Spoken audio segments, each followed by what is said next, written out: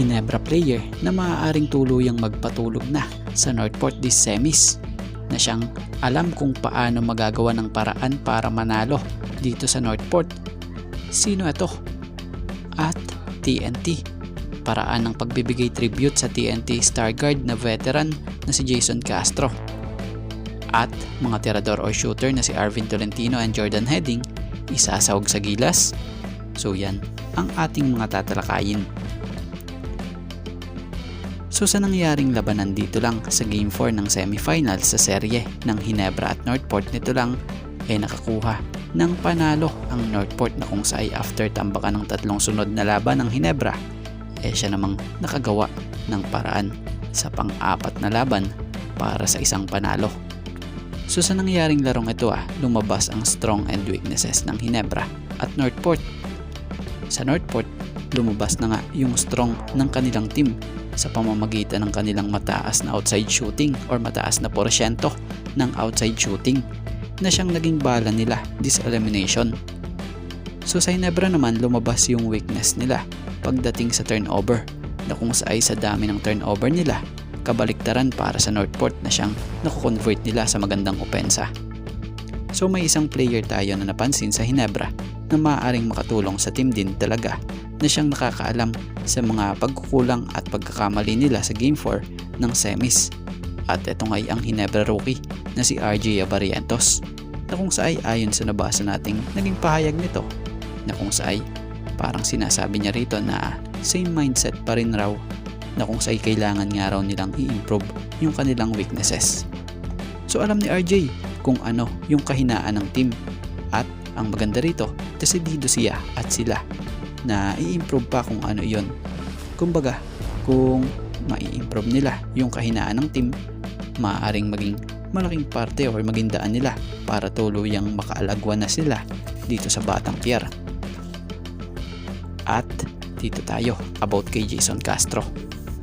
Alam nyo bang binigyan ng tribute ng TNT si Jason Castro sa pamamagitan ng paglagay ng patches na number 17 sa TNT jersey ng mga players? Kung mapapansin nyo nakakabit ito sa right side ng kanilang jersey na sinuot nitong Game 4 ng semifinals TNT kontra Ross. So ginawa nga nilang tribute ito after matapos ang successful surgery for a patellar tendon tear in his right knee, at batay pa nga sa isang player ng TNT na si Calvin Optana. Ito raw remaining games nila ay ino-offer nila para kay Castro, dahil big factor nga raw sa kanila itong si Kuya Jason nila. Pero it's not just one person nga raw who full up sa shoes ni Kuya Jason nila. It should be as a team. So about nga po sa pagbabalik naman ni Jason Castro, next year na raw makikita ito ayon kay Coach Chot, dahil magiging mahabang proseso ang recovery at rehab nito, natatagal na at least a year. At dito tayo kay Arvin Tolentino and Jordan Heading. So itong dalawang ito ang para sa kanya'y maaaring magandang addition sa Gilas Pilipinas National Team, batay sa nilabas niya rito sa Philstar Global na may pamagat na Room for Two More by Joaquin N. Hemson.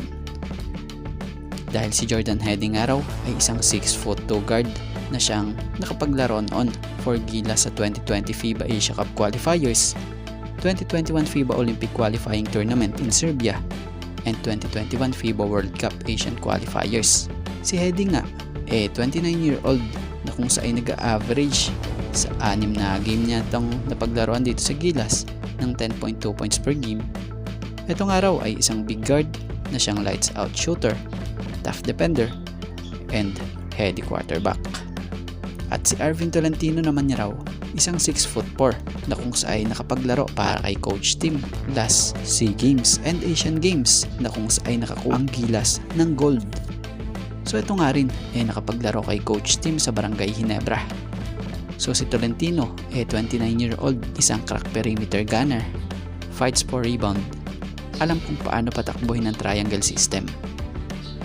So para sa atin lang opinion natin dito, agree tayo about sa kilalang sports writer and PBA announcer na ito, dahil alam naman natin na mga dekalibre ang shooting ng mga player na yan, na pwedeng pag pumutok nga sa labas mas magiging malaking impact para matulungan ang Gilas Pilipinas.